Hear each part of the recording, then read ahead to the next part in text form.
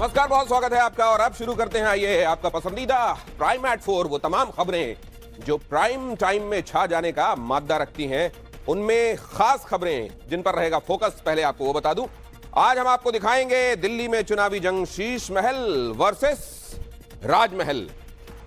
उत्तराखंड के अवैध मदरसों में बाहरी बच्चों की पढ़ाई, देवभूमि में कैसे हुई सियासत हाई, ये भी आपके सामने रखूंगा। संभल में फिर मिली प्राचीन मूर्तियां और कूप, संत बोले और कितने चाहिए सबूत, ये खबर भी आपके सामने होगी। अमेरिका में सबसे बड़ी लड़ाई जान पर कैसे बनाई, ये खबर भी आपके सामने होगी। लेकिन पहले शुरुआत इस खबर के साथ कि दिल्ली में शीश महल पर हंगामा और तेज हो गया। शीश महल दिखाने गए आम आदमी पार्टी नेताओं को रोका गया। शीश महल के बाहर आम आदमी पार्टी नेताओं को रोका गया पुलिस से। संजय सिंह, सौरभ भारद्वाज की बहस, रोके जाने पर धरने पर बैठे संजय और सौरभ। दिल्ली के सीएम का आवास यानी शीश महल, उसे लेकर सियासी पारा लगातार गर्म है। आज आम आदमी पार्टी के सांसद संजय सिंह और दिल्ली सरकार के मंत्री सौरभ भारद्वाज मीडिया के कैमरों के साथ शीश महल दिखाने के लिए पहुंचे, लेकिन पुलिस ने उन्हें रोक दिया।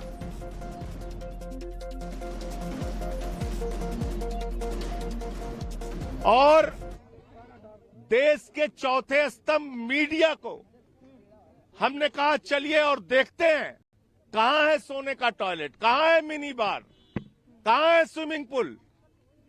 आपने देख लिया, सिर्फ 2 लोगों के लिए वाटर कैनन की बस लगा रखी है, इतने सारे पुलिस वाले लगा रखे हैं। हम कोई आतंकवादी हैं? देश के सर्वोच्च सदन के सदस्य हैं, दिल्ली सरकार के कैबिनेट मंत्री हैं, इतनी पुलिस क्यों लगा रखी है? क्यों रोक रहे हैं?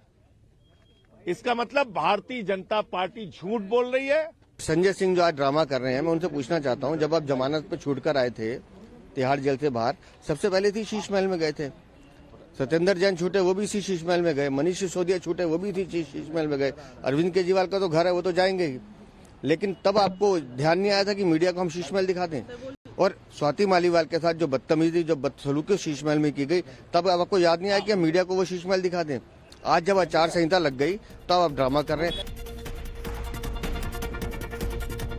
शीश महल पर भारतीय जनता पार्टी और कांग्रेस ने आम आदमी पार्टी को घेरा। संदीप दीक्षित ने पूछा, केजरीवाल सवालों से अब भाग क्यों रहे हैं? प्रवेश वर्मा ने कहा, मैं दिखाऊंगा शीश महल की हकीकत। सौरभ भारद्वाज ने पूछा, शीश महल को दिखाने से रोका क्यों?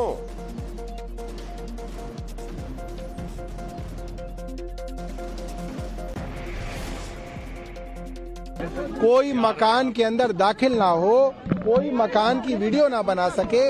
अब मैं ये सोच रहा हूँ कि भारतीय जनता पार्टी तो यही चाहती थी, रोज नए नए वीडियो भेजते थे, रोज नए नए फोटो भेजते थे। अब हम खुद ही आ गए सारे कैमरा वालों को लेके। अब भारतीय जनता पार्टी भाग रही है, उल्टा भाग रही है। 3 लेयर की बैरिकेडिंग लगा दी, पानी फेंकने वाले फुवारे लगा दिए, डीसीपी, एडिशनल डीसीपी को खड़ा कर दिया। पूरी की पूरी जो है इसको जो है आपने जो है बॉर्डर बना दिया। क्यों बना दिया?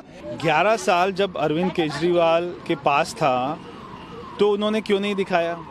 आज तक दिल्ली का एक भी व्यक्ति शीश महल को देखने अंदर नहीं गया।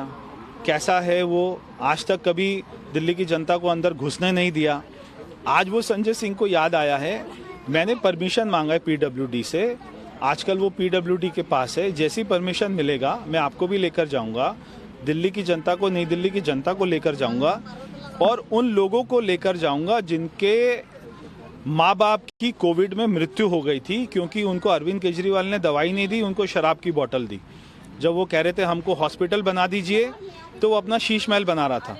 वो सारे परिवारों को भी लेके जाऊंगा। आप कहते हैं आम आदमी के, आप आदमी कौन सा आम आदमी भाई? आपने जिस तरीके का मकान बनाया है, और ये बहुत नया है कि उसने कर लिया, उसने कर लिया, उससे हम अलग सवाल पूछेंगे। आपसे तो आपके सवाल पूछते हैं। आपने अपने शीश महल का एक जवाब नहीं दिया आज तक। यहाँ ये नहीं है, यहाँ वो नहीं है। अरे जो है उसका तो जवाब दो।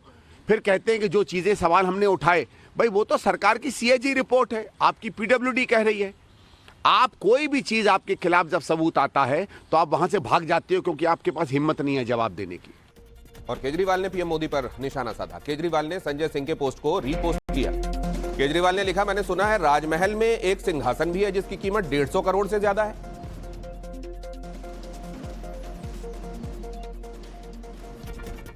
केजरीवाल ने संजय सिंह की जिस पोस्ट को रीपोस्ट किया उसमें लिखा है कि मोदी के राजमहल को छिपाने के लिए बीजेपी ने भारी पुलिस बल भेजा है। देश को दिखाओ 2700 करोड़ का घर, और 5,000 का सूट। बहरहाल ये तो चल ही रहा है और शीश महल पर सियासी संग्राम के बीच भारतीय जनता पार्टी ने एक पोस्टर भी रिलीज किया है। पोस्टर में लिखा है, लूट का अड्डा शीश महल, आपदा वालों का शीश महल।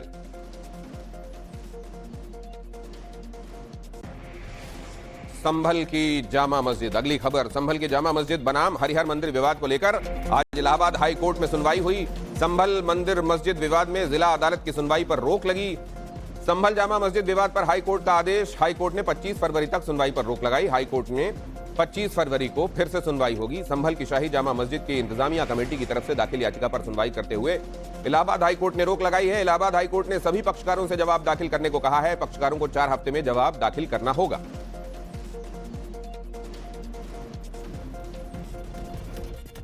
संभल के हातिम सराय में इस बीच एक नया कूप मिला है। दोनों कूपों की बनावट काफी प्राचीन है। यहां देखिए, खुदाई के दौरान कूप में मूर्तियां भी मिली। प्रशासन के दखल के बाद कूप की खुदाई जारी है। संभल के अंदर 19 कूपों और 68 तीर्थों की बात कही जाती है। अब इन कूपों की खुदाई हो रही है, जिसमें हर दिन नए खुलासे हो रहे हैं।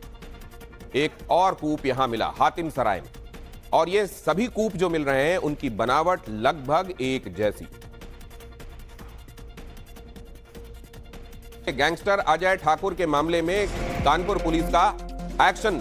पुलिस ने गैंगस्टर अजय ठाकुर को गिरफ्तार किया। कानपुर में गैंगस्टर ने निकाला था कारों का काफिला। गैंगस्टर अजय ठाकुर ने सड़क पर किया था बवाल। गर्लफ्रेंड के जन्मदिन पर निकाला था एसयूवी का काफिला। काफिले में शामिल गाड़ियों का पुलिस ने किया चालान। सबसे चौंकाने वाली बात यह कि गैंगस्टर अजय पर करीब 30 मुकदमे पहले से दर्ज हैं और उसे जिला बदर कर दिया गया था। उसके बावजूद वो कानपुर शहर में कारों के काफिले के साथ ऊधम मचा रहा।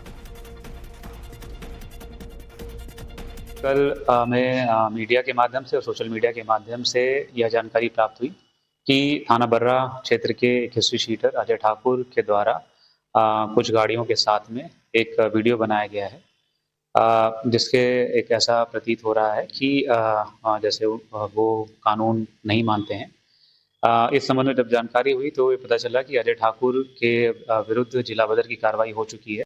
कानपुर दक्षिण पुलिस के लिए फिर एक बार बना अजय ठाकुर सरदर्द। आपको बता दें कि कल एक सोशल मीडिया पर वीडियो तेजी से वायरल हो रहा था। उस वीडियो में साफ तौर पर देखा जा सकता है जो क्षेत्र का हिस्ट्री सीटर है और जिला बदर अपराधी भी है अजय ठाकुर, उसमें नजर आ रहा। अपनी गर्लफ्रेंड का बर्थडे मनाने आया था। इस वक्त हम उसी जगह पे मौजूद हैं। यही वो जगह है जहां पर अजय ठाकुर अपनी गर्लफ्रेंड का बर्थडे मनाने आया था। स्टंट करते हुए देखा जा रहा था। 1 दर्जन से ज्यादा ब्लैक गाड़ियां थी। उन गाड़ियों पे साफ तौर पे देखा जा रहा था नंबर प्लेट नहीं थी। तो कहीं ना कहीं जो पुलिस के लिए खुले आम एक अपराधियों की चुनौती भी थी। यहीं से 100 मीटर की दूरी पर डीसीपी जो पहले अपने कर्मों की वजह से 30 मुकदमे लिखे हुए हैं, जिला बदर भी हो चुका है। उसके बावजूद यहां गाड़ियों के साथ उपद्रव कर रहा था, और वो भी पुलिस के बड़े अधिकारी के ऑफिस के पास। और जब पकड़ा गया तो पहले अपने आप को ईंट से मार रहा था। बड़े मुश्किल से गिरफ्तार हुआ। बहरहाल अब आपको पटियाला से आया एक वीडियो दिखाता हूं। पंजाब के पटियाला से यह चौंकाने वाला वीडियो सामने आया है। देखिए आप जरा। वीडियो डांस करते हुए एक शख्स को वीडियो में आप देखेंगे अचानक हार्ट अटैक आता है। स्टेज पर गिरते ही उसकी मौत हो गई। सोशल मीडिया पर अब ये वीडियो बहुत ज्यादा सर्कुलेट हो रहा है। 5 लोग स्टेज पर भांगड़ा कर रहे हैं और कुछ ही देर बाद एक डांसर अचानक स्टेज पर गिर जाता है और कुछ ही देर बाद उसकी मृत्यु हो जाती है।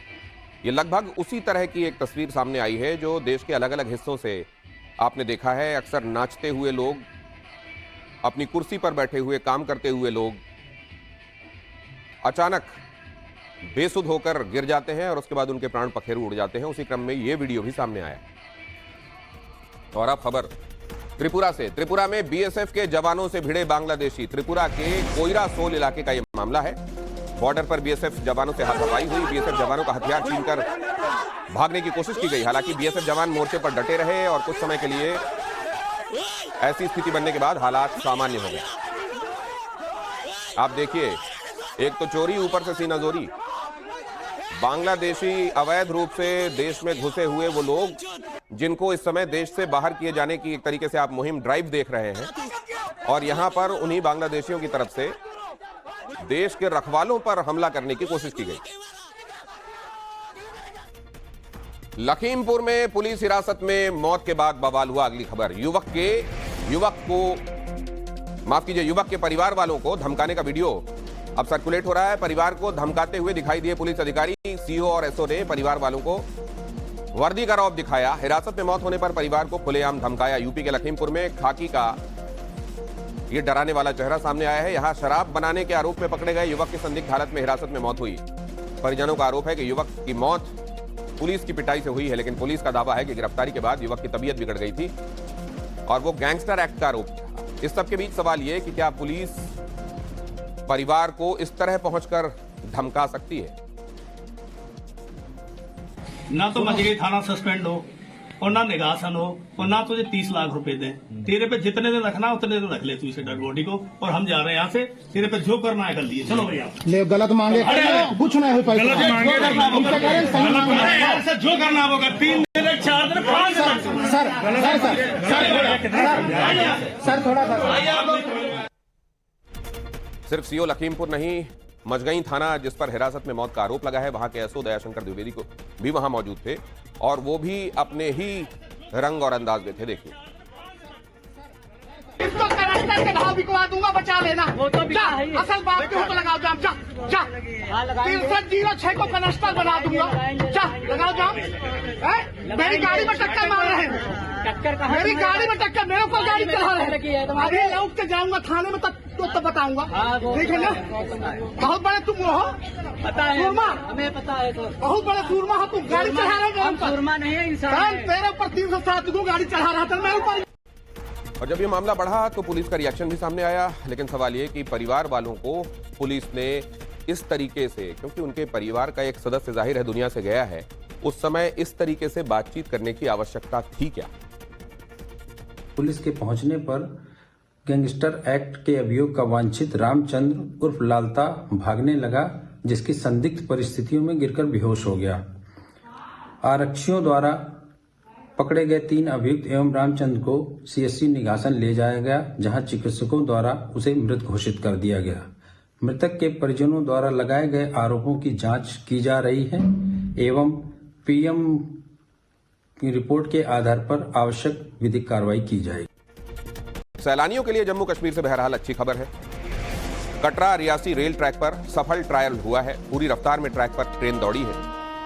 इस परीक्षण के बाद ट्रेन संचालन को मंजूरी दी जाएगी और जल्द कटरा से श्रीनगर ट्रेन शुरू हो जाएगी। आपको बता दें कि इसी महीने श्री माता वैष्णो देवी कटरा से श्रीनगर तक ट्रेन सर्विस का पीएम मोदी उद्घाटन कर सकते हैं।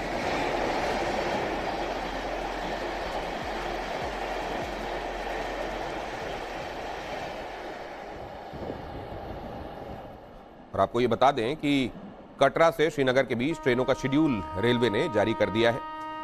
कटरा श्रीनगर के बीच वंदे भारत ट्रेन चलेगी।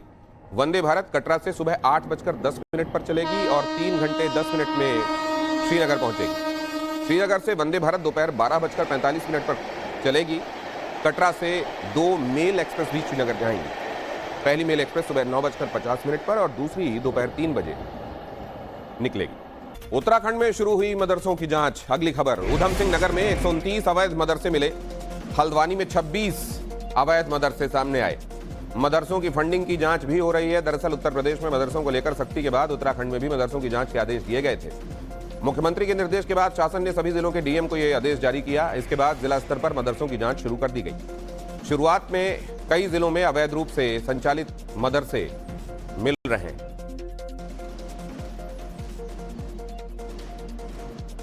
हम हटाएंगे और अवैध मदरसे उनका सत्यापन करने के लिए आदेश कर दिए गए हैं। अल्पसंख्यक कल्याण विभाग भी उसको देखेगा। जिलाधिकारी और पुलिस अधीक्षक उस पर पूरी निगरानी करते हुए वेरिफिकेशन ड्राइव भी चलाएंगे।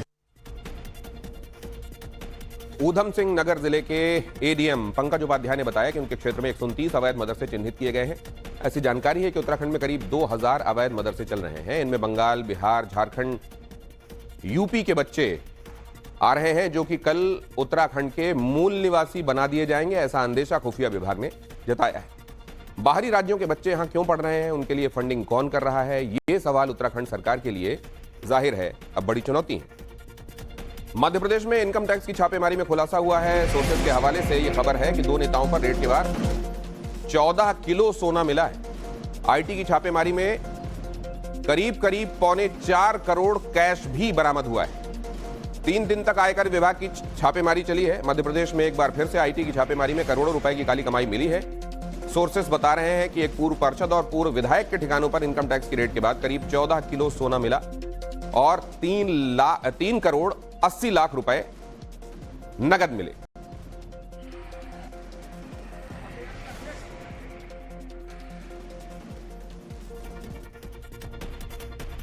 ये कार्रवाई बीड़ी बनाने वाले और कंस्ट्रक्शन के कारोबारी राजेश केशरवानी और पूर्व बीजेपी विधायक हरवंश सिंह राठौर के ठिकानों पर हुई है। 14 किलो सोना, 3 करोड़ 80 लाख रुपए नगद के अलावा केसरवानी के घर से 7 कारें भी जब्त हुई हैं, जो कि दूसरे लोगों के नाम पर रजिस्टर्ड है। हरवंश सिंह राठौर के ठिकानों से करीब 150 करोड़ रुपए की संपत्ति के दस्तावेज बरामद किए गए। और उत्तराखंड में 38वें नेशनल गेम्स का उद्घाटन प्रधानमंत्री नरेंद्र मोदी करेंगे। सीएम धामी के आग्रह को पीएम मोदी ने स्वीकार लिया। पीएम ने उद्घाटन समारोह में आने पर सहमति जता दी है। 28 जनवरी से 14 फरवरी तक 38वें राष्ट्रीय खेल की मेजबानी का मौका उत्तराखंड को मिला है, जिसका इनॉग्रेशन देहरादून के महाराणा प्रताप स्पोर्ट्स कॉलेज में होगा। उद्घाटन समारोह की तैयारियां जोर शोर से चल रही हैं। उत्तराखंड के लिए 38वें राष्ट्रीय खेलों की मेजबानी का पल ऐतिहासिक होगा, जिसका उद्घाटन पीएम नरेंद्र मोदी करेंगे। सीएम धामी ने 38वें राष्ट्रीय खेलों के उद्घाटन के लिए पीएम नरेंद्र मोदी से आग्रह किया था, जिसके लिए प्रधानमंत्री ने हामी भर दी। आदरणीय प्रधानमंत्री जी का बहुत धन्यवाद करता हूं कि हमने उनसे राष्ट्रीय खेलों का शुभारंभ करने का आग्रह किया था और माननीय प्रधानमंत्री जी ने अपनी स्वीकृति दी है कि जो 38वें खेल इस बार देवभूमि उत्तराखंड को जिसकी मेजबानी मिली है, उन खेलों का उद्घाटन माननीय प्रधानमंत्री जी के द्वारा किया जाएगा।